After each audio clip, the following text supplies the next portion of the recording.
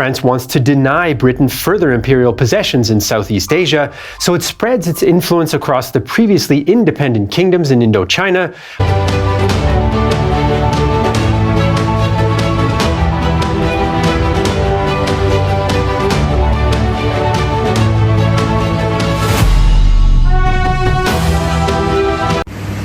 Assalamualaikum warahmatullahi wabarakatuh. Selamat pagi, siang, selamat sore, selamat malam untuk para pemirsa yang menonton berita ini. Kembali lagi bersama saya sendiri, Cahaya Kiani, di Bersih Berita Asik.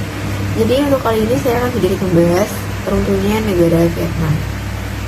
Pada masa itu ada Perang Dunia II, di mana selesai Perang Dunia II dan negara Prancis yang menjadi salah satu negara pemenang perang pada masa itu, di mana Prancis ini ingin mendirikan negara boneka di kawasan Indochina, khususnya negara Vietnam.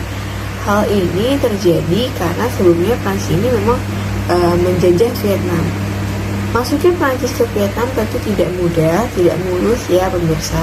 Waktu itu ada organisasi yang bernama Vietnam, sebuah organisasi yang didirikan oleh Ho Chi Minh untuk memperjuangkan kemerdekaan Vietnam dari Prancis yang menolak mati-matian niat Prancis untuk kembali menduduki Vietnam. Dan organisasi Vietnam dan Prancis ini sempat berperang pada tahun 1946 sampai dengan 1954 di Dien Bien Phu yang dimenangkan oleh Vietnam. Pertempuran ini dikenal juga sebagai Perang Indochina I. Dan pada tahun 1949, negara Prancis ini membentuk yang namanya State of Vietnam dengan ibu kota di Saigon, Vietnam bagian selatan. Prancis menunjuk Bao Dai, kaisar terakhir di dinasti Nguyen, untuk menjadi kepala negara. Setelah Perang Indochina I selesai, diadakanlah yang namanya konferensi internasional di Jenewa, Swiss. Hasil dari konferensi ini adalah penetapan garis demarkasi atau batas pemisah antara Vietnam Utara dan juga Vietnam Selatan di titik garis 17 derajat sebagai zona demilitarisasi. Dan pada tahun 1955, perang pun kembali meletus.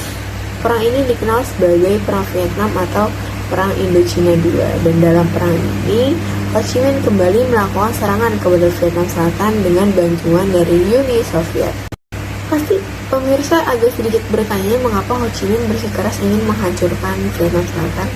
Hal itu ia lakukan karena Vietnam Selatan ini dianggap sebagai penghalang persatuan Vietnam yang memang telah ia cita-citakan. Dengan adanya serangan itu, Amerika Serikat pun ikut turun tangan dengan membantu Vietnam Selatan karena mereka masih berkepentingan pada wilayah tersebut. Sementara Vietnam Utara didukung oleh Tiongkok, Uni Soviet, termasuk negara-negara komunis lain seperti Kuba.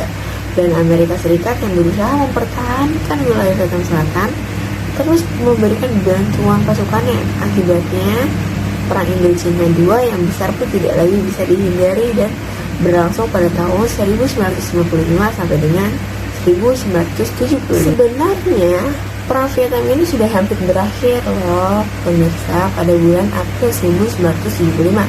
Namun pada 18 April 1975, Vietnam Utara kembali mengancam wilayah Vietnam Selatan dan wilayah yang dituju adalah Saigon, ibu kota Vietnam Selatan itu sendiri. Masyarakat Vietnam Selatan pun panik dan mulai mengungsi ke wilayah Amerika Serikat dengan menggunakan 5 kapal induk armada yang dikirimkan oleh Amerika Serikat. Dan Presiden Vietnam sempat berganti 2 kali. Yang pertama itu bergantinya Nguyen Van Thieu ke Tran Van Huong.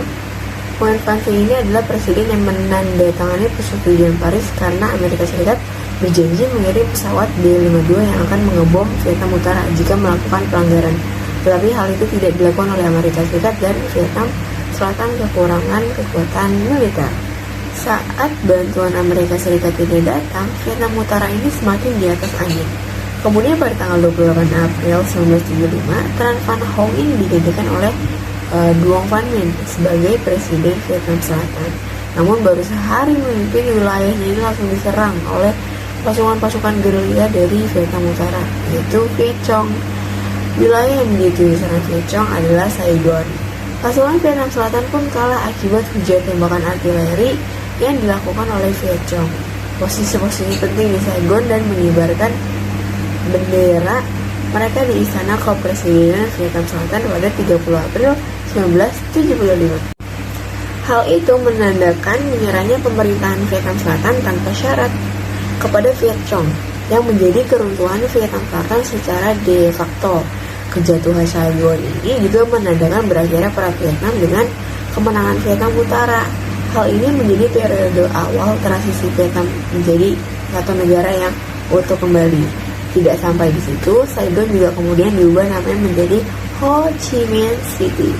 Ya, pasti yang namanya perang pasti berdampak kepada tatanan kehidupan penduduk wilayah yang terdampak ya para pemirsa.